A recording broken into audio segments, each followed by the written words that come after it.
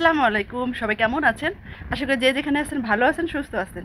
মানে এখন বর্তমানে গ্রামের বাড়িতে এত গরম যা বলার বাইরে। দেখতে পাচ্ছেন এখন মাত্র কয়টা বাজে, দেখি দাঁড় কয়টা বাজে, এখন বাজে 5টা 18। এই মাত্র আমি গোসল করে আসলাম, মানে গরমে টিকা যাচ্ছে না, তার জন্য গোসল করে কেবলই আসলাম।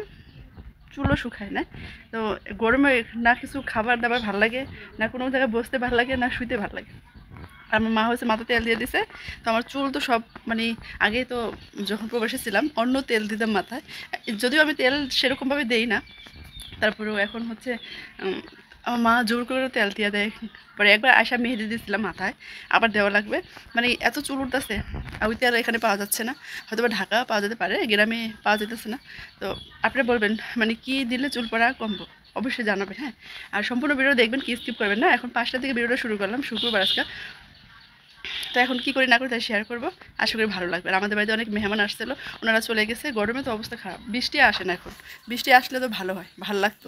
এখন বৃষ্টি আসে না। আর আর কালকে তো আমাদের বাসায় অনেক মেহমান ছিল, তো এখন কেউ নাই। আমার ভাইয়ের বউ সবাই ঢাকা গেছে, তো আমার খালারা আইছিল, তো ওনাদের সাথে 10 বছর পরে দেখা, তো ভালোই লাগছে দেখা হয়ে। হাত ব্যথা হয়ে গেছে। যাই হোক, অনেকে আমার আগের ভিডিওগুলো দেখে বলতেছেন কীভাবে প্রবাসে যাব, কীভাবে যাইব, মানে ওসব নিয়ে আলোচনা। অনেকে ওই ভিডিওটা অনেক ভাইরাল হয়েছে।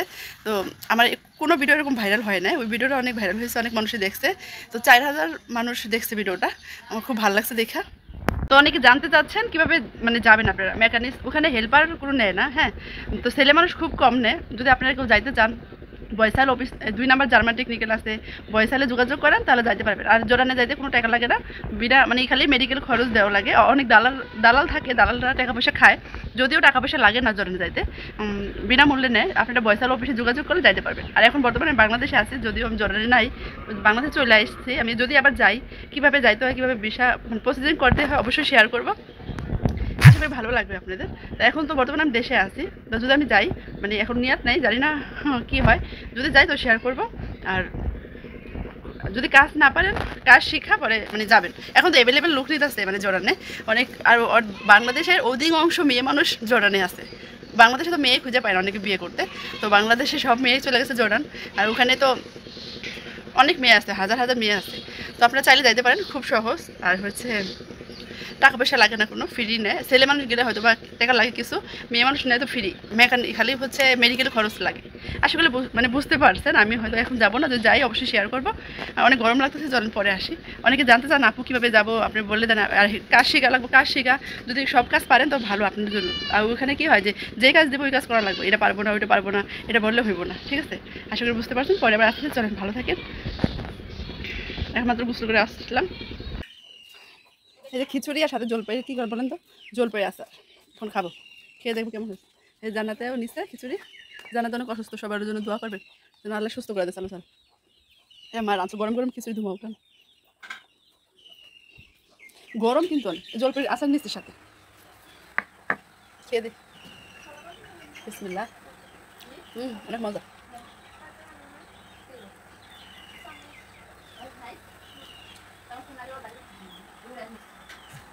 এখন খিচুড়ি খাচ্ছি, আর আমার আবার চুলে তেল দিয়ে দিছে আমার মা, সেই কারণে বেশি গরম লাগতেছে। মজা হয়েছে না, অনেকদিন পরে খাইতেছি তো। আর গরমের ভিতরে খিচুড়ি খেলে বেশি গরম লাগে।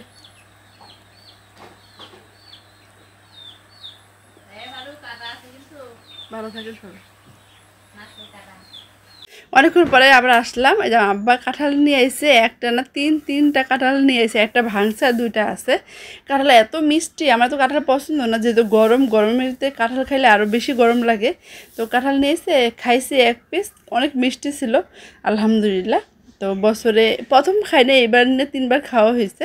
তো কাঁঠাল কার কার পছন্দ অবশ্যই জানাবেন, যারা বিশেষ করে প্রবাসে থাকেন তারা তো কাঁঠাল পান না, অনেক মিস করেন। তো ভিডিওটা কেমন হয়েছে কমেন্টে জানাবেন। সবাই ভালো থাকেন, সুস্থ থাকেন, আল্লাহ হাফেজ।